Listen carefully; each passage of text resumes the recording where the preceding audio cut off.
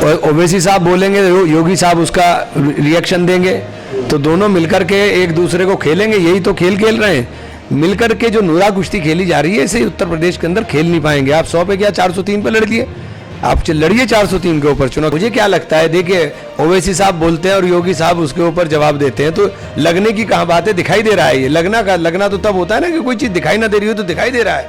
RSS की ideology नहीं है, ओवैसी साहब की अपनी आइडियोलॉजी है, और उनकी आइडियोलॉजी जिस तरीके से वो बोलते हैं वो नफरत। आप बीजेपी को फायदा पहुंचाने की बात क्यों कर रहे हो? हमारा तो सिर्फ इतनी बात है, अगर आप बीजेपी के खिलाफ हो तो फिर बीजेपी के खिलाफ रहो ना। कांग्रेस भी तो बीजेपी के खिलाफ है। अभी भी आपको बता देता हूं कि ओवैसी साहब की पार्टी को उत्तर प्रदेश में वोट नहीं मिलेंगे, लेकिन ओवैसी साहब के भाषणों से ध्रुवीकरण होगा, पोलराइजेशन होगा, और उसका नुकसान सीधे सीधे सेक्युलर पार्टियों को होगा।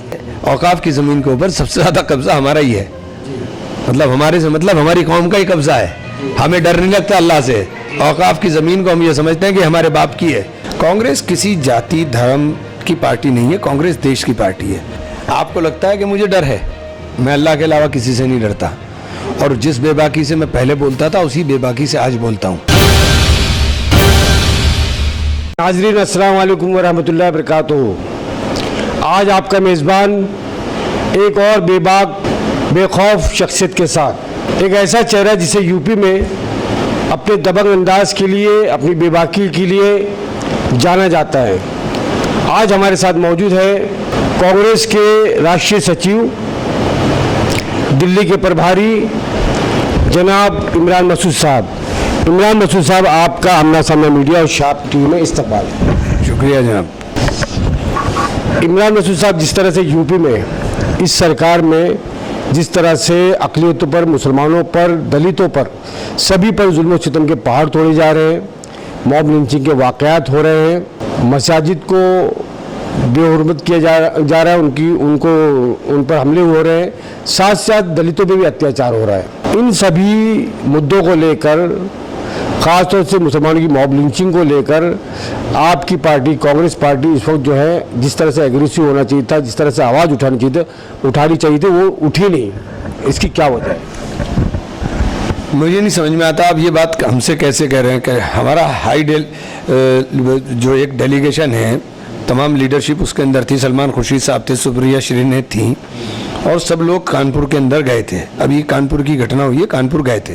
कांग्रेस किसी जाति धर्म की पार्टी नहीं है, कांग्रेस देश की पार्टी है, और कांग्रेस का बिल्कुल क्लियर है कि किसी के भी साथ जुल्म हो, चाहे वो किसी भी जाति से ताल्लुक़ रखे, किसी भी धर्म से ताल्लुक़ रखे, हम उसकी बात करेंगे, और हमने बात की है, और हम लोग हमेशा किया और करेंगे। हम ये देखते हैं इमरान मसूद साहब, जिस तरह से आप पहले समाजवादी पार्टी में थे, एमएलए भी रहे इस इलाके के, समाजवादी पार्टी के बाद में आप कांग्रेस में चले गए, आखिर कांग्रेस में जाने की वजह क्या थी? कांग्रेस के अंदर जाने की वजह, समाजवादी पार्टी छोड़ने की वजह बहुत सारे राजनीतिक परिस्थितियाँ होती हैं, परिस्थिति के समय पर निर्णय लिया जाता है। हमारा एक है कि हम सेक्युलर हैं, हमारी आइडियोलॉजी बिल्कुल सेक्युलर है, और कांग्रेस के बिना देश के अंदर सेक्युलरिज्म को परिभाषित नहीं किया जा सकता, इसलिए हम कांग्रेस में हैं। क्या हम ये समझे कि समाजवादी पार्टी में जो आपका अंदाज था, जिस बेबाकी के साथ आप मिल्लत की आवाज़ उठाते थे, कांग्रेस के बाद में जाने के बाद में इमरान मसूद का वो चेहरा, बेबाक चेहरा, मिल्लत के इश्यूज़ को लेकर नज़र नहीं आ रहा? आखिर क्या बात है कि ये पार्टी की गाइडलाइन के हिसाब से आपको चलना पड़ रहा है, या जिस तरह से आजम खान के ऊपर बहुत सारे केसेस हुए और दूसरे और लीडर पे भी केसेस हुए, क्या इमरान मसूद को योगी का डर है? आपको लगता है कि मुझे डर है, मैं अल्लाह के अलावा किसी से नहीं डरता, और जिस बेबाकी से मैं पहले बोलता था उसी बेबाकी से आज बोलता हूँ। मुझे कोई डर किसी का नहीं है, अल्लाह के अलावा मैं किसी से डरता नहीं। कानून के दायरे में रह कर के हमें लड़ाई लड़नी है, और कानून का सम्मान करना हमारा नैतिक दायित्व है। हमको कानून का सम्मान करना है, और उल्टी सीधी ज़बान बोल करके सिवाय बीजेपी को फ़ायदा पहुंचाने के, इसके अलावा आप कुछ नहीं कर सकते। आप उल्टी सीधी ज़बान बोलिए, यही सब बीजेपी को चाहिए, बीजेपी को फ़ायदा होगा, और जो इस तरह की ज़बान बोलते हैं वो सीधे सीधे बीजेपी को फ़ायदा पहुंचाने की बात कर रहे हैं, इसके अलावा क्या कर रहे हैं? यूपी में ऑल इंडिया मजलिस इत्तेहादुल मुस्लिमीन के सरबराह चीफ असदुद्दीन ओवैसी ने ये कहा कि हम यूपी में 100 सीटों पर इलेक्शन लड़ाएंगे। योगी जी ने उनको जो है वेलकम किया है। आप क्या उनको वेलकम करते हैं, या किस नज़र से देखते हैं? योगी जी की और उनकी नूरा कुश्ती है, दोनों को मिलकर लड़ना है, और ओवैसी साहब बोलेंगे योगी साहब उसका रिएक्शन देंगे, तो दोनों मिलकर के एक दूसरे को खेलेंगे। यही तो खेल खेल रहे हैं। इसी खेल के अंदर तो बिहार की सरकार चली गई, वेस्ट बंगाल के लोगों ने समझ लिया उनकी बात को, उत्तर प्रदेश के लोगों की समझ में आ रहा है। तो ये आप मिलकर के जो नूरा कुश्ती खेली जा रही है, इसे उत्तर प्रदेश के अंदर खेल नहीं पाएंगे। आप 100 पे क्या 403 पे लड़ लिए? आप लड़िए 403 के ऊपर चुनाव, क्यों नहीं लड़ते आप 403 पर चुनाव? चैलेंज करते हैं? नहीं, मैं चैलेंज नहीं करता हूँ। चैलेंज करने वाला बहुत जो चैलेंज किया जाता है, मैं अल्लाह के डर करके बोलता हूँ, चैलेंज का कोई मतलब नहीं है। बट अगर आपको चुनाव लड़ना है तो आप 403 पे लड़िए, क्यों आप 100 पे लड़ रहे हो? आपको सिर्फ वो सीटें टारगेट करनी है कि कोई भी ढंग का आदमी चुनाव ना जीत सके। आपको उन लोगों को टारगेट करना है, हमारे जैसे लोगों के खिलाफ आपको उम्मीदवार उतारने हैं। आप उतारेंगे उम्मीदवार, और सिर्फ इसलिए उतारेंगे कि ये आवाज़ जो बोलने वाली आवाज़ है, जो बेबाक आवाज़ है, वो खामोश रहे, वो बोल ना सके। जिनमें भारतीय जनता पार्टी चाहती है कि वो चुनाव हारे, उनको हराने के लिए आप आगे लगा करके खड़ा करोगे। सरकार वो बनाना चाहते हैं अपनी, उसके लिए वोट का डिवीज़न चाहते हैं। वोट का डिवीज़न आप करने की तैयारी कर रहे हो। तो आपको लगता है कि बीजेपी और एमआईएम जो है चुनाव को कम्युनलिज्म करना चाहती है? मुझे क्या लगता है, देखिए ओवैसी साहब बोलते हैं और योगी साहब उसके ऊपर जवाब देते हैं, तो लगने की कहाँ बात है? दिखाई दे रहा है। ये लगना तो तब होता है ना कि कोई चीज़ दिखाई ना दे रही हो, तो दिखाई दे रहा है। ये तो दिखाई दे रहा है। अच्छा, ये अब इस सरकार से सब तंग है, किसान परेशान है, जवान परेशान है, आम आदमी परेशान है, दबे कुचले परेशान है, लेकिन हम ये देखते हैं कि सेकुलर वोट जो है मुख्तलिफ पार्टी में तकसीम हो जाएंगे। क्या कांग्रेस दूसरी पार्टियों से अलायंस करेगी या करना चाहिए? क्या आपको हालात नज़र आते हैं? किस तरह जो है समीकरण बैठेंगे? देखिए, सबकी मुश्तरका जिम्मेदारी है और सबको अपनी जिम्मेदारी को निभाना पड़ेगा। कांग्रेस ने कभी इनकार नहीं किया है, न कांग्रेस ने कभी बड़ी बात की है। कांग्रेस ने राष्ट्रीय दल होते हुए भी हमेशा अपने आप को छोटा कर करके, राष्ट्र हित में छोटा कर करके आगे बढ़ने की बात की है। तो उसके अंदर मैं समझता हूं कि कांग्रेस से ज़्यादा तो किसी ने बात की नहीं। और जहां तक प्रदेश की सवाल है, प्रदेश के अंदर आज आप किसी एक जाति और धर्म की बात मत करें। सबसे ज़्यादा परेशान प्रदेश के अंदर किसान है, सबसे ज़्यादा परेशान प्रदेश के अंदर व्यापारी है। प्रदेश के अंदर जिस प्रकार से कानून व्यवस्था ध्वस्त हो गई, जिस कानून की बात कर करके आप लोगों के मकान ढा रहे हो, आपने लोगों के मकान ढा दिए, लोगों की प्रॉपर्टी जब्त कर दी, लेकिन क्राइम का ग्राफ लगातार बढ़ रहा है। क्राइम का ग्राफ एक भी दिन कम नहीं हुआ। तो कहीं ना कहीं ये सरकार का फेल्यूर दिखाता है, और वो पूरी तरीके से दिखाई दे रहा है कि सरकार फेल्यूर है। जिस तरह से एनआरसी सीए का जो है यहाँ पर बहुत सारे आंदोलन चले और काफ़ी प्रोटेस्ट हुआ, उसके बाद में कोरोना का वबा आ गई और उस तरह के वो जो है प्रोटेस्ट ख़त्म हो गया। लेकिन सहारनपुर में हमने देखा कि एनआरसी सीए पर कोई एहतजाज बहुत बड़ा हुआ नहीं। आप क्या चाहते थे कि यहाँ भी लाठी चले, डंडा चले? कौन कह रहा कि नहीं हुआ? यहाँ प्रोटेस्ट हुआ, लेकिन बहुत खामोशी के साथ हुआ। हजारों लोग थे, हजारों लोगों ने प्रोटेस्ट किया, लेकिन उसके अंदर डंडा नहीं चला। हम लोग नहीं चाहते कि माहौल खराब हो। माहौल खराब करना थोड़ी हमारा मकसद है कभी भी कि हम माहौल खराब करेंगे। इस तरह से मुल्क में दिल्ली से लेके मुंबई तक जो है शाहीन बाग के नाम से शाहीन बाग बने, तो यहाँ भी तो इतनी मुसलमानों की इतनी अक्सरियत है, बड़ी ताकत है, और आपकी बड़ी सबसे बड़ी ताकत है क्या? चाहे आप रशीद मसूद साहब से लेकर आप तक जो है यहाँ पर आपका बोलबाला है, तो इस तरह का तो एहतजाज प्रोटेस्ट सरकार से आप कर सकते थे। कौन कह रहा है नहीं किया? मैं ये सवाल भी यही पूछ रहा हूँ ना, कौन कह रहा है कि नहीं हुआ? हुआ। यहाँ पर हमने मालूम किया कोई किसी तरह का ऐसा धरना प्रदर्शन हुआ क्या? तो उन्होंने कहा कि लोगों ने कहा कि नहीं हुआ यहाँ पर। अरे आप कैसी बात कर रहे हैं? कैसी आप बात कर रहे हैं? हजारों आदमी यहाँ से लेकर के घंटा घर तक जाम पड़ा हुआ था, हजारों आदमी सड़क के ऊपर था। हमारा पहला मकसद ये है कि प्रोटेस्ट हो, लेकिन प्रोटेस्ट के अंदर जो सरकार चाह रही है, वो जो सरकार के अंदर बैठे हुए लोग चाह रहे थे कि हिंसा हो, और हिंसा का फायदा मिलकर के आपके ऊपर जुल्म सितम हो, वो हमने यहाँ नहीं होने दिया। सिर्फ इतना फर्क रहा। नंबर 1, पूरे हिंदुस्तान के अंदर लेके छत्तीसगढ़ से बिहार से और महाराष्ट्र तक मैंने कम से कम 50 जगह पर मैं गया हूँ सीए एनआरसी प्रोटेस्ट के अंदर।